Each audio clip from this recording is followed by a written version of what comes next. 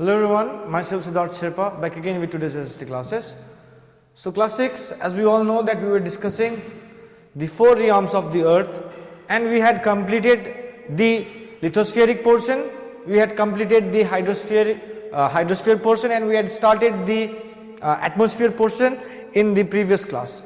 So जो previous class में हम लोग ने atmosphere के बारे में पढ़ा था, ठीक है? तो we saw the composition of our atmosphere, जो air है वो क्या है? Mixture of various gases, जिसमें almost 98% or you can say 98, yes, around 97-98% you can say to 99% averagely क्या करता है, you can say nitrogen and oxygen ही क्या कर रहा है, एयर को क्या कर रहा है, कंपोज कर रहा है, मीन्स ज़्यादा है. So other hydrogen other gases वो मतलब मोर लेस देन 1%, 0.4% ही आपका कार्बन डाइऑक्साइड पाए जाते हैं. तो इतना थे. तो हम लोग ने ये देखे थे. लेकिन अब एटमोस्फियर में हम लोग का एक चीज हम लोग और पढ़ना है कि आज हम लोग पढ़ेंगे स्ट्रक्चर ऑफ द एटमोस्फियर. सो हम लोग ने एटमोस्फियर के बारे में देखा, लेकिन अब हम लोग एटमोस्फियर के स्ट्रक्चर के बारे में देखेंगे. किसके बारे में देखेंगे? स्ट्रक्चर के बारे में देखेंगे. तो एटमोस्फियर तो एक क्या है? Atmosphere is also one realm. ये एक ऐसी क्षेत्र है जहां पे केवल हवाएं पाई जाती है, ठीक है? सो स्ट्रक्चर ऑफ एटमोस्फियर में as we move of the atmosphere the temperature changes alternately. तो स्ट्रक्चर ऑफ द एटमोस्फियर देखेंगे तो पहले यही अर्थ देख लो. तो जैसे हम लोग अर्थ से ऊपर उठेंगे, मान लो कि we are moving towards the atmosphere, जैसे हम लोग ऊपर उठेंगे तो माइनस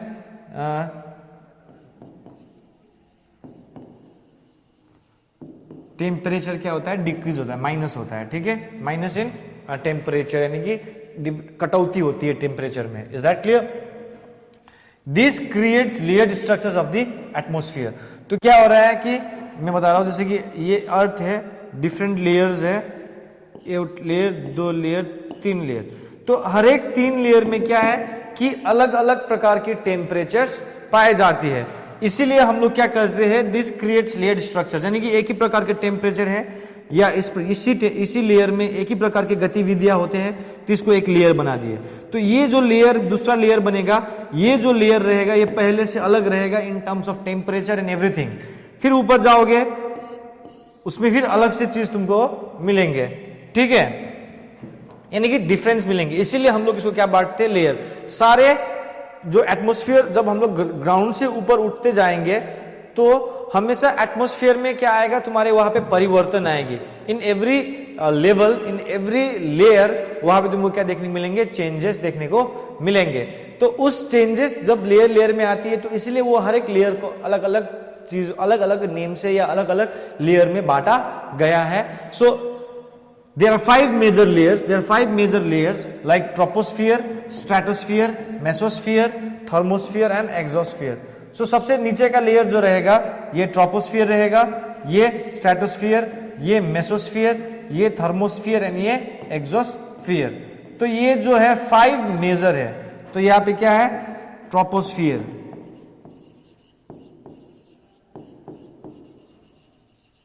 ये जो रहेगा आपका स्ट्रेटोस्फियर, ये जो रहेगा आपका मेसोस्फियर, ये जो रहेगा थर्मोस्फियर, और ये क्या रहेगा? एक्सोस्फियर. ठीक है? 1 2 3 4 5. तो 5 different layers of the air जो होती है एटमोस्फियर में. So these are 5 different layers of the earth. So first is troposphere, second one is stratosphere, the third one is mesosphere and the fourth one is troposphere, नहीं, thermosphere and the fifth one is your exosphere, the last layer. तो ठीक है, तो ये समझ में आया. तो आइए हम लोग देखते हैं, हर एक लेयर के बारे में जानते हैं, ठीक है? So when we talk about troposphere, this is the lowest layer and extends up to height of 18 km at the equator and 8 km at the poles. So when we see earth, not like this, तो मान लो हमारा अर्थ जो है,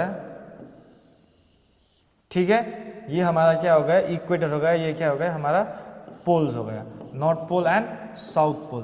तो जो north poles है, जो ये पोल्स है, तो पोल्स में केवल 8 किलोमीटर तक आपका क्या है, ट्रोपोस्फियर है, लेकिन इक्वेटर में जाओगे तो 18 किलोमीटर तक आपका क्या है, ट्रोपोस्फियर है।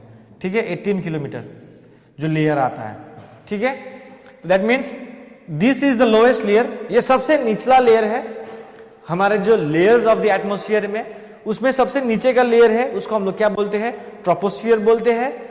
और जो ट्रोपोस्फियर का एक लेंथ है कि वो ट्रोपोस्फियर कितने तक फैलती है या कितने तक उठी हुई है हमारे अर्थ से, तो इक्वेटर से यदि हम लोग देखेंगे तो इक्वेटर से 18 किलोमीटर ऊपर जाती है हमारा क्या, ट्रोपोस्फियर। और आपका जो north pole and south pole में जो होता है वहां पे केवल 8 किलोमीटर है। ठीक है, तो कहने का मतलब यही हुआ कि जो ये अर्थ है, अर्थ के इक्वेटर से यहां तक 18 किलोमीटर आपका ट्रोपोस्फियर, और पोल से 8 किलोमीटर आपका क्या होता है, ट्रोपोस्फियर पाए जाएंगे। Is that clear? In this layer the temperature falls with an ascent of the natural lapse rate. तो देखो ये नेचुरल लैप्स रेट क्या है मैं बताता हूं।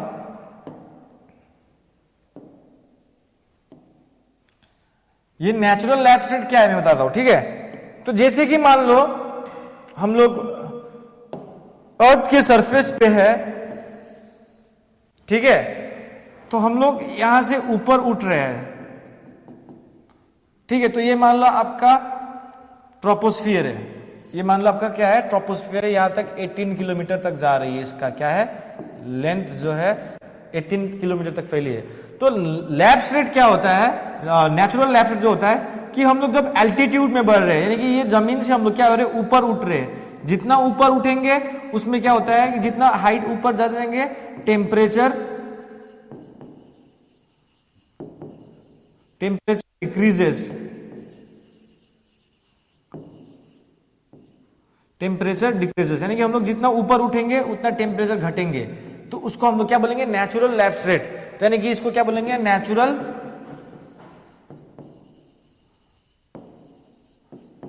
Lapse rate. लेकिन एक चीज ये जान लो कि जो ये नेचुरल लैप्स रेट है बेटा, ये केवल ट्रोपोस्फियर में पाए जाएंगे। कहां पे, कहां पे पाए जाएंगे, ट्रोपोस्फियर में।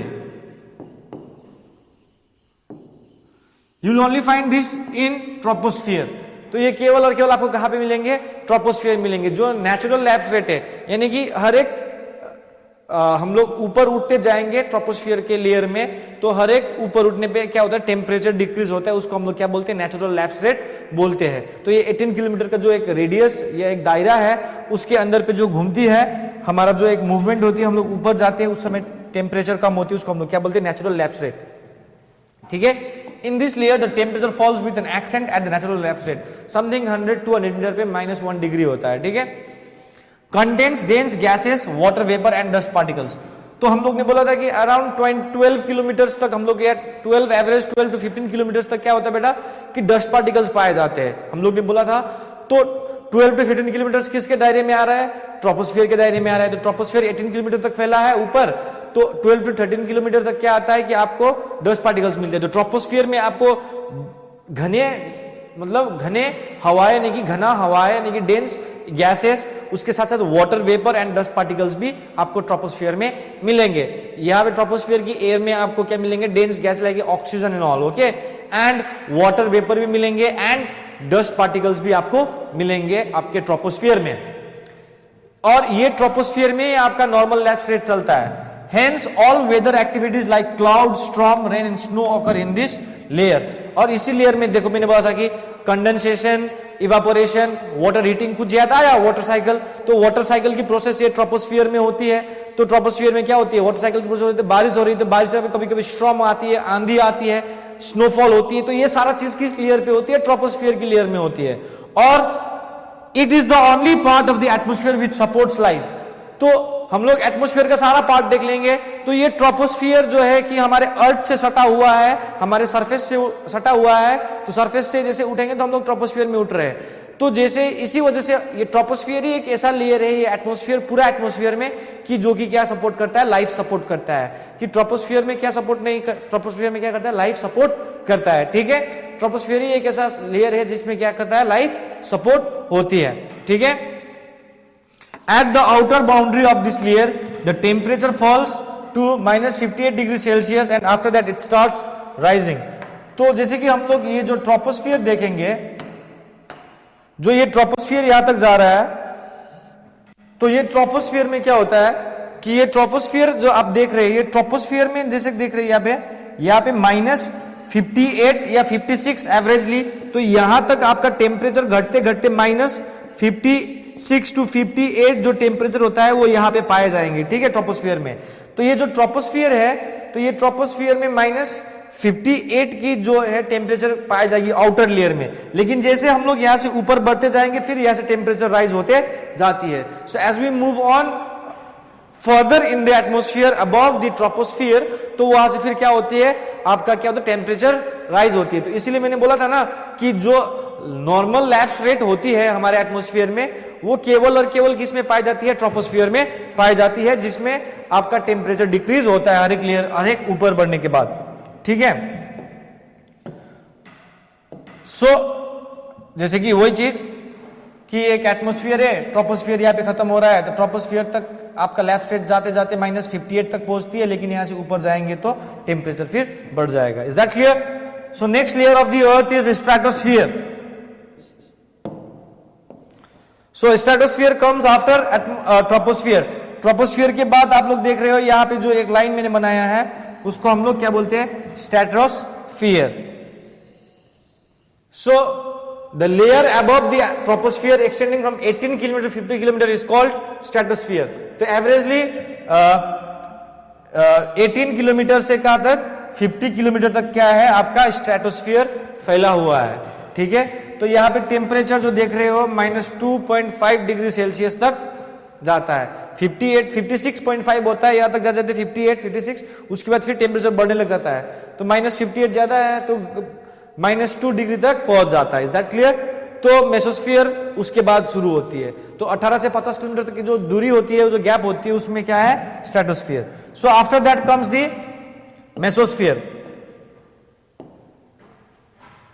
The layer between the height of 50 kilometre 80 kilometre in the atmosphere is called mesosphere. Here the temperature falls to -100 degree Celsius, which makes it the coldest zone in the atmosphere. So आप लोग यहां पे देखोगे mesosphere. So now when you see mesosphere, stratosphere के क्या है, ऊपर है, तो अराउंड 50 किलोमीटर से कहां तक जाती है, 50 किलोमीटर से 80 किलोमीटर। तो यहां तक 18 किलोमीटर मान लो, 18 टू 50 किलोमीटर यहां पे है, 18 ये किलोमीटर जो है आपका मान लो ट्रोपोस्फियर है, 18 किलोमीटर 50 किलोमीटर जो है आपका क्या है, स्ट्रेटोस्फियर है। 50 किलोमीटर टू कितना जाएगा, 50 kilometre to 80 kilometre, 50 kilometre to 80 kilometre, 50 kilometre to 80 kilometre to 90 मान लो, 80 90, तो ये आपका क्या है, मेसोस्फियर है। तो ये मेसोस्फियर में जो टेम्परेचर है आपका -100 डिग्री तक जाती है। कहां तक जाती है, -100 डिग्री तक जाती है। और इसीलिए ये टेम्परेचर सबसे कोल्डेस्ट लेयर है एटमोस्फियर में। सबसे कोल्डेस्ट लेयर कौन सा है, मेसोस्फियर है। तो मेसोस्फियर के बाद आता है आपका थर्मोस्फियर। सो थर्मोस्फियर जो है, it is the layer above the mesosphere, it is the zone of high temperature.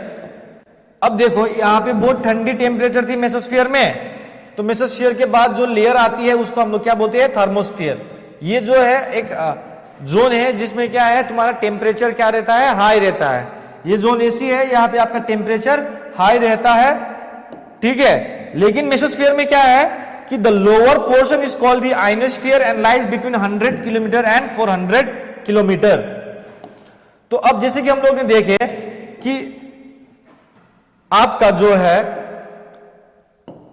Stratosphere, आपका जो स्ट्रेटोस्फियर के बाद मेसोस्फियर आ रहा है, जो मेसोस्फियर है तो 80 किलोमीटर है, 80 किलोमीटर 90 किलोमीटर तक आपका क्या है, मेसोस्फियर जाता है। लेकिन मेसोस्फियर के बाद जो लेयर शुरू होता है, थर्मोस्फियर होता है। क्या होता है, जो ये लेयर अब जो देख रहे हैं यहां पे, इसको हम लोग क्या बोलते हैं, थर्मोस्फियर। तो ये थर्मोस्फियर जो आपका लेयर है, इसमें क्या होता है कि थर्मोस्फियर जो है, मान लो अभी देखते हैं यहां पे, ठीक है, ठीक है, अर्थ, ट्रोपोस्फियर, ठीक है, स्ट्रेटोस्फियर, मेसोस्फियर, थर्मोस्फियर,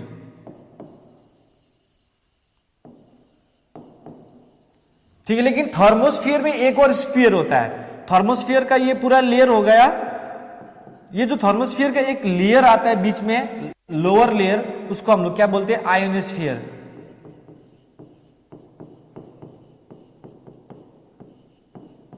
इसको क्या बोलते हैं, आयोनोस्फीयर। जो आयोनोस्फीयर होता है बेटा, ये आयोनोस्फीयर क्या है, थर्मोस्फीयर का ही पार्ट है। किसका पार्ट है, थर्मोस्फीयर का ही पार्ट है। और ये 100 किलोमीटर टू 400 किलोमीटर, यानी कि आपका जो मेसोस्फीयर है यहाँ पे 100 किलोमीटर में खत्म हो रहा है, तो 100, ये जो आयोनोस्फीयर है 100 किलोमीटर टू 400 किलोमीटर आपका क्या है, आयोनोस्फीयर एक्सटेंड है। तो इसको आयोनोस्फीयर, ये अलग स्फीयर नहीं, अलग लेयर नहीं है, लेकिन ये थर्मोस्फीयर का, ये थर्मोस्फीयर है, थर्मोस्फीयर का लोअर जो थर्मोस्फीयर का है, जो लोअर लेयर है, थर्मोस्फीयर को अगर हम लोग दो भागों में बांट देंगे, जो निचला वाला लेयर रहेगा उसको आयोनोस्फीयर बोलेंगे। ठीक है, तो इसको आयोनोस्फीयर इसलिए बोला जाता है क्योंकि ये स्फीयर में क्या मिलते हैं बेटा, it is called the ionosphere because it contains electrically charge particle called ions. तो इसको हम लोग क्या बोलते हैं, आयोनोस्फीयर इसीलिए बोलते हैं क्योंकि इसमें छोटे छोटे कण पाए जाते हैं जो कि इलेक्ट्रिकली चार्ज होते हैं, नेगेटिव हो या पॉजिटिव हो। Is that clear? तो इलेक्ट्रिकली चार्ज पार्टिकल्स पाए जाते हैं जिसको हम लोग आयंस बोलते हैं। क्या बोलते हैं, आयंस बोलते हैं। और ये पार्टिकल्स जो है कि थर्मोस्फीयर के लोअर लेयर, जिसको हम लोग आयोनोस्फीयर बोलते हैं, उसमें पाए जाते हैं। तो आयंस पाए जाते हैं, इसीलिए इस लेयर को हम लोग क्या बोलते हैं, आयोनोस्फीयर भी बोलते हैं। These ions is important for long distance radio communication। तो ये आयोनोस्फीयर जो है ये किस लिए हेल्पफुल होता है, क्योंकि ये आयोनोस्फीयर में हम लोग क्या इलेक्ट्रिकली चार्ज पार्टिकल्स के वाया हम लोग क्या ट्रांसमिट कर सकते हैं, रेडियो कम्युनिकेशन कर सकते हैं। तो यू कैन से इस लेयर में सैटेलाइट्स वगैरह भी होने के चांसेस ज्यादा रहेंगे, जिसको यू कैन से मैसेजेस वगैरह या कम्युनिकेशन करने में क्या होता है, आसान होते हैं। ठीक है, so that was your thermosphere. So the last layer is it is the outermost layer of the structure of the atmosphere. So this is the exosphere। जो सबसे ऊपर का लेयर है, हम लोग ने यहां पे देखे थे, जो सबसे ऊपर का लेयर है उसको हम लोग क्या बोलते हैं, एक्सोस्फीयर बोलते हैं। द मोस्ट सबसे ऊपर की लेयर जो है उसको हम लोग क्या बोलते हैं, एक्सोस्फीयर बोलते हैं। और ये एक्सोस्फीयर क्या होता है कि हम लोग ने देखा कि आयोनोस्फीयर जो है 400 किलोमीटर तक जाता है, लेकिन एक्सोस्फीयर कहां से शुरू होती है, एक्सोस्फीयर 700 किलोमीटर से अबव जाती है। 700 किलोमीटर तक आपका थर्मोस्फीयर जाता है। ठीक है, थर्मोस्फीयर का जो है, कंफ्यूज मत होना कि पहला जो लेयर रहता है वो आयोनोस्फीयर है, उसके बाद थर्मोस्फीयर 700 किलोमीटर तक जाएगी, और 700 किलोमीटर के अबव एल्टीट्यूड जो रहेंगे, ऊपर जाएंगे, वो क्या है, एक्सोस्फीयर है। और ये किसके साथ मिक्स हो जाता है, आउटर स्पेस। एक्सोस्फीयर खत्म होने के बाद ऊपर में जाओगे, एक्सोस्फीयर के ऊपर जाएगा तो यहाँ पे तुमको नो एयर, आपको no air, that means you are connected with space. ठीक है, आप किसके साथ जुड़ रहे हो, आउटर स्पेस के साथ जुड़ रहे हो। It mixes with the outer space, यानी कि एक्सोस्फीयर जैसे ऊपर पहुंचता है, it mixes with the outer space, यानी कि अदर आउटर स्पेस के साथ मिल जाती है। So it has an altitude above 700 kilometre. It has an altitude, उसकी ऊंचाई जो है 700 किलोमीटर से ऊपर जाना पड़ेगा ऑलमोस्ट। ठीक है, तो उसके बाद ये क्या हो जाएगी, आपका आउटर स्पेस में क्या हो जाएगी, मिक्सअप हो जाएगी, और उसके बाद आपका एटमॉस्फेयर खत्म हो जाती है। ठीक है, सो इसी के साथ आपका एटमॉस्फेयर पोर्शन भी खत्म हो जाता है। ठीक है, सो जो नेक्स्ट पोर्शन जो हम लोग पढ़ने वाले हैं वो रहेंगे बायोस्फीयर। बायोस्फीयर, सो बायोस्फीयर हम लोग ने क्या पढ़े हैं, land plus air plus water equals to biosphere. तो लैंड मतलब लिथोस्फीयर, एयर मतलब एटमॉस्फेयर, वाटर मतलब hydrosphere is equals to biosphere. Is that clear? तो biosphere is the sphere of life on earth. तो बायोस्फीयर ये एक ऐसा जोन है, ये एक ऐसा क्षेत्र है जो कि जिस क्षेत्र में जीवन पाई जाती है, जिस क्षेत्र में क्या पाई जाती है, लाइफ पाई जाती है। तो ये अर्थ की एक ऐसा यू कैन से जोन है जहां पे क्या पाया जाता है, बायोस्फीयर पाया जाता है। ठीक है, it is the interactive zone of lithosphere, atmosphere and hydrosphere. So ये जोन क्या है, जिसमें lithosphere, hydrosphere, water, air, land, ये सब क्या हो जाता है, इंटरैक्ट करता है। ठीक है, this is a narrow zone extend a few kilometers under the surface of the earth into the water of the oceans and lower troposphere. तो यदि हम लोग बायोस्फीयर जोन देखेंगे तो यहां पे देख सकते हो, यहां पे पिक्चर के साथ ही देखेंगे क्या है कि एटमॉस्फेयर जो ये एयर है, ट्रोपोस्फियर का जो लेयर है, लोअर लेयर, उस लेयर में आपको क्या मिलेगा, बायोस्फीयर मान लो, जहां पे लाइफ पाई जाती है। ठीक है, ये कहां तक एक्सटेंड होती है, लोअर लेयर ऑफ एटमॉस्फेयर, समुद्र के पानी के अंदर की गहराई जमीन फ्लोर तक। ठीक है, लैंड में तो पाएंगे ही, और एट द सेम टाइम जमीन के अंदर कुछ किलोमीटर जो एनिमल्स वगैरह रहते हैं, जमीन के अंदर भी माइक्रो ऑर्गेनिजम्स रहते हैं, लिथोस्फीयर, तो इसको हम लोग क्या बोलेंगे, बायोस्फीयर बोलेंगे। तो आज के दिन में ऐसा नहीं है कि जैसे पिक्चर में दिखाएगा तो पानी सामने होना जरूरी है या लैंड का मिलना जरूरी नहीं, ऐसा नहीं है। बट हाइड्रोलॉजिकल साइकिल भी it's a part of biosphere, तो sorry it's a part of biosphere, yes, वो हाइड्रोस्फीयर का पार्ट है। तो बारिश आ रही है तो एक प्रकार से हम लोग उसका इंटरेक्शन किसी लैंड में हो रहा है, एटमॉस्फेयर से हो रहा है, तो मूवमेंट हो रहा है, तो ये जोन क्रिएट करता है। तो ऑल ओवर द वर्ल्ड ये जोन क्रिएटेड है। ठीक है, तो इसमें क्या होता है कि लैंड, एयर, वाटर सारे चीज मिल जाते हैं, तो एक नया रूप लेता है जीवन देने का, उसको हम लोग क्या बोलते हैं, बायोस्फीयर बोलते हैं। ठीक है, यानी कि अभी तक हम लोग ने जितना कुछ पढ़े हैं वो तीनों का मिक्सचर है, लिथोस्फीयर, हाइड्रोस्फीयर एंड एटमॉस्फेयर। ठीक है, तो ये नैरो जोन है, जमीन से कुछ किलोमीटर नीचे क्रस्ट तक पाई जाएगी, लेकिन ज्यादा अंदर जाओगे तो जीवन नहीं संभव है, क्योंकि वहां पे तीनों जोनों का इंटरेक्शन नहीं रहता है। तो कुछ लेयर तक, अंडरग्राउंड वाटर तक मान लो पाए जाते हैं, इसीलिए। ठीक है, और अर्थ के ऊपर जाएंगे एटमॉस्फेयर में तो ट्रोपोस्फियर के जोन मान लो। ठीक है, और ओशंस और ओशन के जमीन तक, ओशन फ्लोर्स, ये सारे एरिया तक क्या फैलती है, आपका बायोस्फीयर का एक जोन बनता है। बायोस्फीयर में क्या होता है, प्लांट्स होते हैं, एनिमल्स होते हैं, ह्यूमंस होते हैं, माइक्रो ऑर्गेनिजम्स होते हैं। प्लांट्स, जीव जंतु तो होंगे, पेड़ पौधे। ठीक है, एनिमल्स होते हैं, ऑब्वियसली एनिमल्स भी होते हैं, ह्यूमन बीइंग्स भी होते हैं, इंसान भी होते हैं, और even smallest form of bacteria या स्मॉलेस्ट फॉर्म ऑफ प्लांट्स को भी हम लोग किसमें गिनेंगे, बायोस्फीयर में। और यहां पे एक चीज ये है कि all this organisms are linked to each other for their survival. यानी कि जितने भी ये बायोस्फीयर में लिविंग ऑर्गेनिजम्स पाए जाते हैं, तो ये लिविंग ऑर्गेनिज्म सारा एक दूसरे के साथ क्या है, डिपेंडेंट है। Like we are dependent on land, we are dependent on water, we are dependent in atmosphere for what, air, water to fulfil our thirst, यानी कि पानी क्या है, जल ही जीवन है। Land, we need land to build Holmes.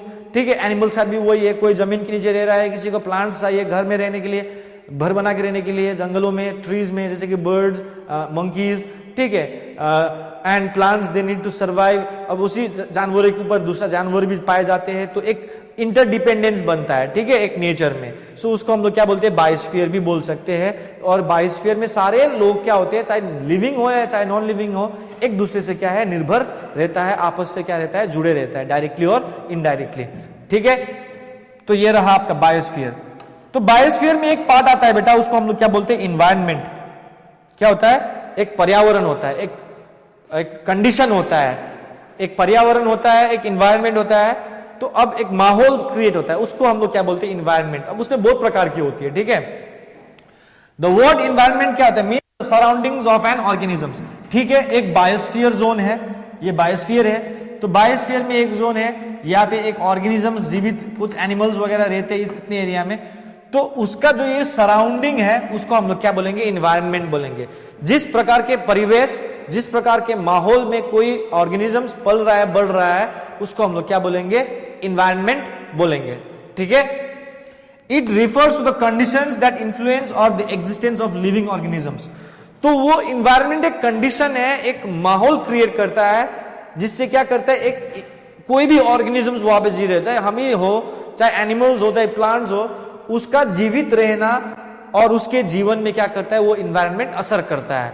For example, एक मछली ले लो और मछली को पानी के बाहर निकालो, ये तो पानी के बाहर मर जाएगा, तुम कोई पानी के अंदर डालोगे तुम मर जाओगे, क्योंकि हम लोग उसको उसी तरीके से हम लोग जीवित रहने के लिए वो क्या करते हैं, अपने इन्वायरमेंट के आधार पे हम लोग अपने आप को ढालते हैं। ठीक है, तो उसी तरीके से लिविंग ऑर्गेनिजम्स का जो एक इन्वायरमेंट होता है, उसको अपने तरीके से जीने के लिए क्या बनाया जाता है, एक पर्यावरण बनाते हैं वो लोग, एक माहौल क्रिएट करता है। तो उससे पता चलता है कि एक ऑर्गेनिज्म कैसे माहौल में रहता है। ठीक है, तो जो हमारी इन्वायरमेंट है, हमारे पर्यावरण या परिवेश जो है उसको दो भागों में बांटा गया है, into categories. So you can say our environment has been divided into various categories. So एक सबसे पहला आता है बेटा वो नेचुरल इन्वायरमेंट है. एक क्या है? Natural environment. अब नेचुरल सुनने से क्या चल रहा है? प्राकृतिक. So natural environment it consist of those elements that are provided by nature. So natural environments क्या है कि ये एक एलिमेंट है, ये एक तत्व है जो कि किसके द्वारा प्रोवाइड किया गया है? नेचर के द्वारा प्रोवाइड किया गया है. सो दिस एलिमेंट्स जो नेचुरल इन्वायरमेंट जो है, तो नेचुरल इन्वायरमेंट में जो एलिमेंट्स पाए जाते हैं वो नेचुरल होता है, that is given by our nature. जो हमारे अर्थ जो नेचुरल प्रोसेस है उसके जरिए पाए जाते हैं. अब उसमें क्या होता है कि इसको हम लोग फिजिकल इन्वायरमेंट भी बोलते हैं. नेचुरल इन्वायरमेंट क्या बोलते हैं? फिजिकल में. उसका एक शेप होता है, देखने में एकदम हम लोग को आंख से पता चल जाएगा कि वो नेचुरल है, और वो फिजिकल उसका फॉर्मेशन होता है. ठीक है, जैसे कि फिजिकल एलिमेंट्स, जैसे कि और जहां पे जीव जंतु रहते हैं, ऑर्गेनिजम्स रहते हैं, like mountains, like rivers, like plateaus, like valleys, like plains. ये क्या हो जाएगा? एक फिजिकल इन्वायरमेंट हो जाएगा जो नेचुरल रूप से बना है. ठीक है, तो नेचुरल इन्वायरमेंट को हम लोग दो भागों में बांट सकते हैं. एक होता है बायोटिक, एक होता है abiotic. So plants and animals हम लोग देखते हैं, जो माउंटेन्स, जो रिवर्स है, जो plants, animals, birds, microorganisms, we human beings, we all are natural part of natural environment. अब उस पार्ट ऑफ नेचुरल इन्वायरमेंट होने की वजह से उस नेचुरल इन्वायरमेंट को हम लोग क्या करते हैं? दो भागों में बांटते हैं. एक होता है अबायोटिक, दूसरा होता है biotic. You can say biotic यानी कि नेचुरल है लेकिन जीवित है, जीवन है जिसमें. और एक होता है अबायोटिक जो कि क्या है? जो कि क्या है? जीवित नहीं है, लेकिन वो क्या है? एक इन्वायरमेंट का क्या है? पार्ट है, या वो एक इन्वायरमेंट है जो कि एक नेचुरल फॉर्म में क्या हुआ है? बना है. फॉर एग्जाम्पल जैसे कि अबायोटिक में क्या होता है? जो जीवन नहीं है, जिसमें जैसे कि लैंड हो गया, सॉइल हो गया, रॉक्स हो गया, एयर हो गया, वाटर है, लेकिन ये इन्वायरमेंट का पार्ट है, लेकिन ये लिविंग नहीं है. तुम जैसे हम जैसे बढ़ते नहीं है, खाते नहीं है, कूदते नहीं है, लेकिन ये क्या है? एक नेचुरल इन्वायरमेंट का पार्ट है, जिसको हम लोग क्या बोलते हैं? अबायोटिक, जिसको हम लोग क्या बोलते हैं? Non living things. और आता है बायोटिक, जिसमें जीवन होता है, जैसे प्लांट्स, एनिमल्स. हमको ही देख लो, हम ही भी we are like social animals, and microorganisms, even small tiniest bacterias, viruses, fungi, this all are things are living organisms. और वो क्या है कि ये नेचुरल इन्वायरमेंट का पार्ट आता है. ठीक है, is a part of our natural environment. तो नेचुरल इन्वायरमेंट एक इन्वायरमेंट का पार्ट है क्योंकि ये नेचुरली एग्जिस्ट करता है और नेचर ने दिया है, और इसमें अबायोटिक एंड बायोटिक है. लेकिन एक और आता है इन्वायरमेंट जो होता है कि ह्यूमन मेड इन्वायरमेंट, जो कि इंसानों ने बनाया है. ठीक है, अब you can see the pictures of natural environment. देख सकते हो कितना सुंदर है, mountains, rivers, trees, look, animals. Yes. So लेकिन अब हम लोग जब ह्यूमन इन्वायरमेंट में जाएंगे, सो ह्यूमन इन्वायरमेंट भी एक इन्वायरमेंट का पार्ट है. अब इंसान के पास क्या है? ज्यादा दिमाग है ना, बुद्धि ज्यादा लगाते हैं, तो वो लोग ज्यादा स्किल डेवलप करते हैं, जिसकी वजह से वो लोग मॉडिफाई करता है physical environment to satisfy his need. तो अपने जरूरतों को पूरा करने के लिए एक इंसान क्या करता है? अपने तरीके, अपने आइडियाज लगा के, अपनी स्किल्स लगा के फिजिकल इन्वायरमेंट जो है, माउंटेन्स वगैरह, जो लैंड है, उसको क्या करता है? वो लोग टेम्परिंग करके हो या अपने दिमाग लगा के उसको क्या करता है? चेंज करता है अपने जरूरतों को पूरा करने के लिए, अपने जरूरतों को संतुष्टि दिलाने के लिए. ठीक है, जैसे कि वो जंगल को काटता है क्या करने के लिए? खेती करने के लिए, क्योंकि उसके पास खेती करने के लिए जमीन नहीं है, तो वो जंगल काट देता है एग्रीकल्चर के लिए. माइंस, जमीन खोदते हैं वहां से क्या नहीं, धातु निकालने के लिए, मिनरल्स निकालने के लिए, उसको फिर अपने यूज के लिए मिनरल्स एंड शेप्स देम, उसको क्या करता है? शेप देता है, बहुत सारे चीजों बना लेता है, कन्वर्ट करता है. लैंड को काट देता है, बड़े बड़े पहाड़ों को काट के टनल्स बना देते हैं, रास्ते गाड़ी जाने के लिए. तो दी कैन से दिस मॉडिफाइड. अब ये जो इंसानों के द्वारा अपने लिए बनाया गया एक समाज ही मान लो, एक गांव मान लो, जिसमें इंसान रहते हैं, घर बनाते हैं, खेती करते हैं, बिजली चाहिए, सब कुछ चाहिए, जिसने इंसान ने क्या किया? इन्वायरमेंट को क्या किया? अल्टर करके अपने नीड्स के लिए जो इन्वायरमेंट बनाता है, जैसे गांव, समाज, बस्ती, मिनरल्स निकालना, एग्रीकल्चर करना, बिल्डिंग्स बनाना, उसको हम लोग क्या बोलते हैं? Human environment. इसमें क्या आता है? इंसान का ऑफिस, स्कूल्स, हॉस्पिटल्स, घर, बहुत सारी चीजें इसमें जुड़े रहते हैं। तो देख सकते हो यहाँ पे एक एग्जांपल, जंगल काट रहा है, देख रहे हो डिफोरेस्टेशन कर रहा है, ट्रीज काट रहा है और उसका नतीजा मॉडर्नाइजेशन हो रहा है। देख रहे हो सिटीज, अब पहले ऐसे जंगल रहे होंगे, उसके बाद जंगल को काटे होंगे, तब ना इतना बड़ा बड़ा बिल्डिंग्स बनाया है। तो यू कैन से ये क्या है, ह्यूमन इन्वायरमेंट, ये इंसानों का देन है। जंगलों को काट के अल्टर करके अपने सेटिस्फाइड्स को अपने नीड्स को फुलफिल करना, इसको हम लोग क्या बोलते हैं, ह्यूमन इन्वायरमेंट्स बोलते हैं, जिसमें सोसाइटी, समाज, ऑफिस, घर, बड़े बड़े हॉस्पिटल्स, स्कूल्स, बिल्डिंग, इंडस्ट्रीज, बहुत सारी चीजें जो इंसानों ने बनाया है उसको हम लोग ह्यूमन इन्वायरमेंट बोलते हैं। So I hope you all understood till here. I will be happy if you all understood. Till then, stay safe and stay healthy. We'll be moving further in this chapter in the next video. Thank you.